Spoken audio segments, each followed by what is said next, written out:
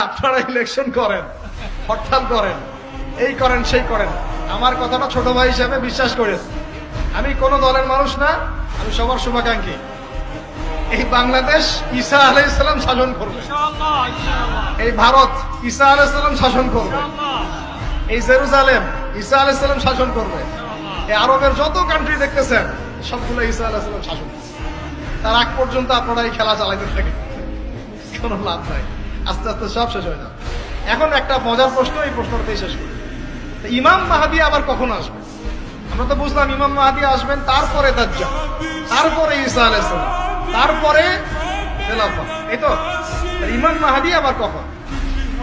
আমাদের বুয়েটের মাহদী বের হয়, পাঞ্জাব থেকে মাহদী বের হয়, হ্যাঁ, বাংলাদেশের ওই কোনায় মাহদী বের হয়, সৌদি আরব থেকে ওই কোনা থেকে মাহদী বের হয়, হয় না? খুব ভালো করে মনে রাখবেন, যতক্ষণ এই বিশ্বে একটা মালহামা না হচ্ছে মাহদী আসছেন না। কথা ক্লিয়ার?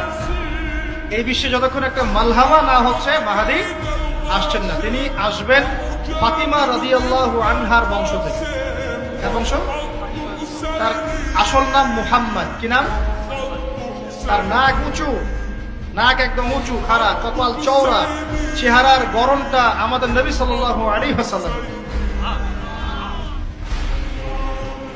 তার বাবার নাম হবে আব্দুল্লাহ, তার মায়ের নাম হবে আমিনা। তিনি দায়িত্ব নিতে চাইবেন না, তিনি দায়িত্ব নিতে চাইবেন না।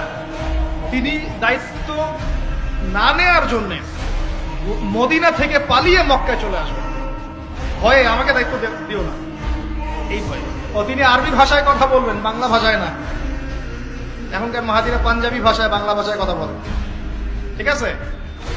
এবং এই কাবা ঘর যেটা আমরা তাওয়াফ করি, এখানে যে হাজারে আসওয়াদ আছে না, আর এই যে হাজারে আসওয়াদ আর মাকাম ইব্রাহিম, এই দুটো জায়গার মাঝামাঝি মানুষ তাকে চিনে ফেলবে, এই তো মাহদী। তার হাতে মানুষ বায়াত নেবে 313 জন। কতজন? ওই তালুত বাহিনীটা 313, বদরও 313, এখানেও 313। এবার শুরু হবে আসল খেলা। এবার প্রথমে ওই আরবেরই একটা গোত্র, বনু কালব। কোন গোত্র? এই বনু কালব ইমাম মাহদীর বিরুদ্ধে যুদ্ধ করবে, মাহদী এই যুদ্ধে জয়লাভ করবেন। তারপরে সিরিয়া, শাম থেকে, শাম মানে শুধু সিরিয়াই না, ওই পুরো অঞ্চলটাই শাম, ওখান থেকে একটা দল আসবে এই মাহদীর সাথে যুদ্ধ করার জন্য। আল্লাহ পাক তাদেরকে মক্কা মদিনার মাঝখানে বাইদা নামক জায়গায় বসে। কোন জায়গা? কথা বুঝতে পারছি? এরপরে মুসলমানদের আর কোনো পতন নাই, আর পিছনে ফিরে তাকানোর কোনো সুযোগ নাই। মুসলমানরা আর মাথা নিচু করবে না ইনশাল্লাহ কোনোদিনের জন্য। তারপর চলতে থাকবে খালি ইসলামের বিজয় আর বিজয় আর বিজয় আর। আল্লাহু আকবার। এভাবে চলবে। তবে মাহদী কখন আসবেন? আগে মালহামা, তারপর মালহামা কি তাহলে? এটা হচ্ছে একটা বিশাল যুদ্ধ। এটা কি? কেমন যুদ্ধ? নবীজি বলেছেন, এই রোমকরা, ইউরোপিয়ানরা তোমাদের সাথে অচিরেই চুক্তি ভঙ্গ করবে এবং 80টা পতাকা নিয়ে তোমাদের বিরুদ্ধে ওরা যুদ্ধ করবে। এই মালহামাটা হবে ইরাকের ফোরাত নদীর নিচেই হোক আর পাশেই হোক, আল্লাহ ভালো জানেন। ওখানে সোনার পাহাড়কে কেন্দ্র করে। কি কেন্দ্র করে?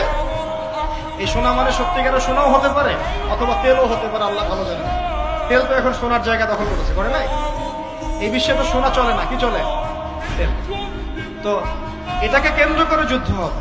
নবীজি বলেছেন ওই যুদ্ধে এত ভয়াবহ হবে যে 100 জন যোদ্ধার মধ্যে 99 জনই মারা যাবে না।